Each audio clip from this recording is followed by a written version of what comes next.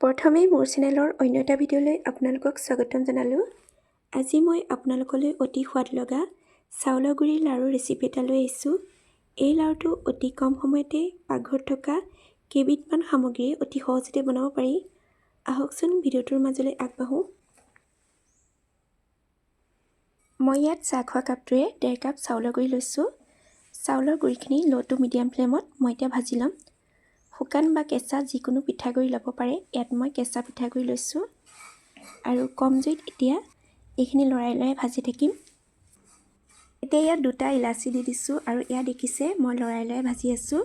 গেছৰ ফ্লেমটো ল' to medium কৰি ৰাখিব আৰু পিঠাগুড়িখিনি ৰঙচুৱা কৰিবলৈ নিদিব। ৰঙচুৱা হ'লে কালাৰটো দেখিবলৈ বেয়া হ'ব লাৰুটোৰ।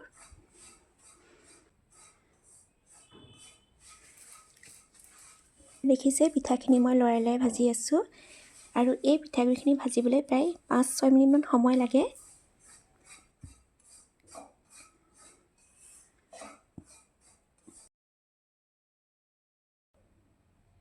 পিঠাগুড়িখিনি প্ৰায় 5 মিনিটমান ভজাৰ পিছত এতিয়া ইয়াত একেটা কাপেৰে আধা কাপ শুকান নাৰিকলৰ গুড়ি দিছোঁ আৰু নাৰিকলৰ গুড়িখিনি দিও অলপমান সময় ভাজি থাকিম। নাৰিকলৰ গুড়িখিনি ৰুকি লোৱা নাৰিকলও দিব পাৰে। মই ইয়াত শুকান নাৰিকলৰ গুড়ি দিছোঁ।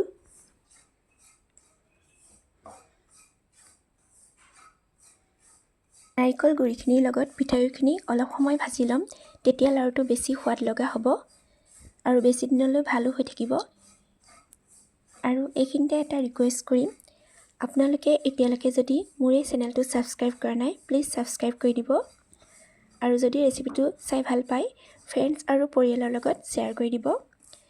এতিয়া এয়া দেখিছে মই লৰাই ভাজি আছোঁ আৰু একেবাৰে কালাৰটো চেঞ্জ হ'বলৈ নিদিব।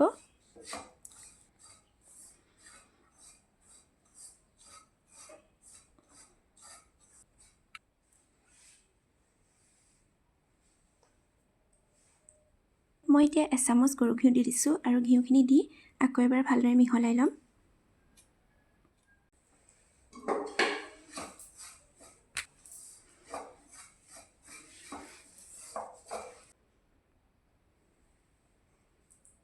ইয়াতে মই 1 চামুচ পাউডাৰ গাখীৰ দিছোঁ।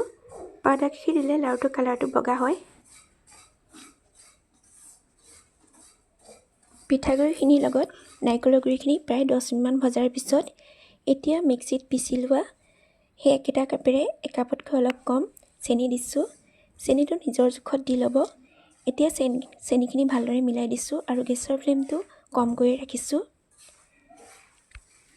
আৰু এইখিনি চেনিখিনি ভালদৰে মিহলি হৈ যোৱালৈকে ভাজি থাকিম।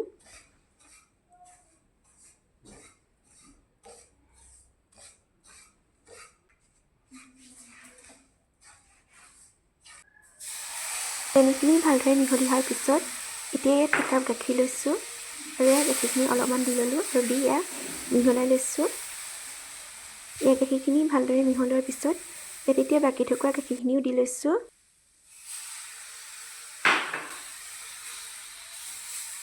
গেছৰ ফ্লেমটো ল' কৰি থোৱা আছে আৰু ল' ফ্লেমতে এইখিনি ভালদৰে মিক্স কৰি ল'ম।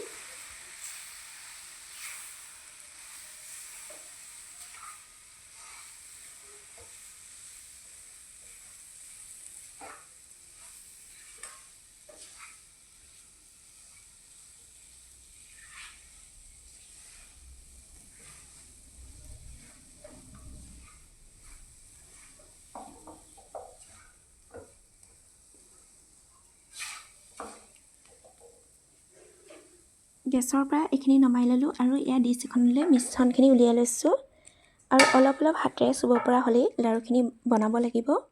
বেছি ঠাণ্ডা হৈ গ'লে লাৰুখিনি বান্ধ নাখাব। এয়া মিশ্ৰণখিনি হাতেৰে অলপ চুব পৰা হৈছে।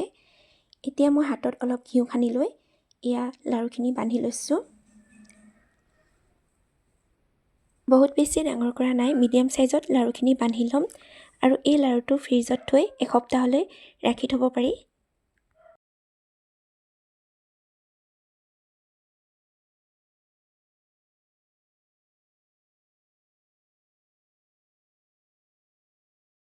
লাৰুটো চাইজটো সৰু ডাঙৰ নিজৰ হিচাপত কৰি ল'ব।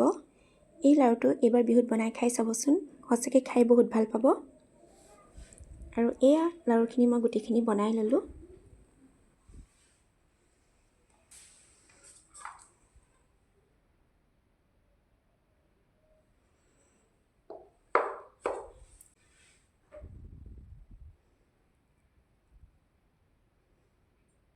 এতিয়া মই এটা লাৰু আপোনালোকক ভাঙি দেখাইছোঁ চাওক। দেখিছে কিমান ছফ্ট হৈছে আৰু মুখত দিলে পমি যোৱাৰ নিচিনা হয় আৰু খাবলৈ খুবেই ভাল লাগে।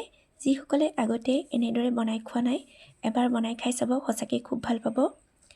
আৰু আজিৰ ৰেচিপিটো চাই কেনেকুৱা পালে কমেণ্ট কৰি জনাবলৈ নাপাহৰিব। আকৌ এটা নতুন ৰেচিপিৰ সৈতে পুনৰ লগ পাম। আজিলৈ আহোঁ, বাই বাই।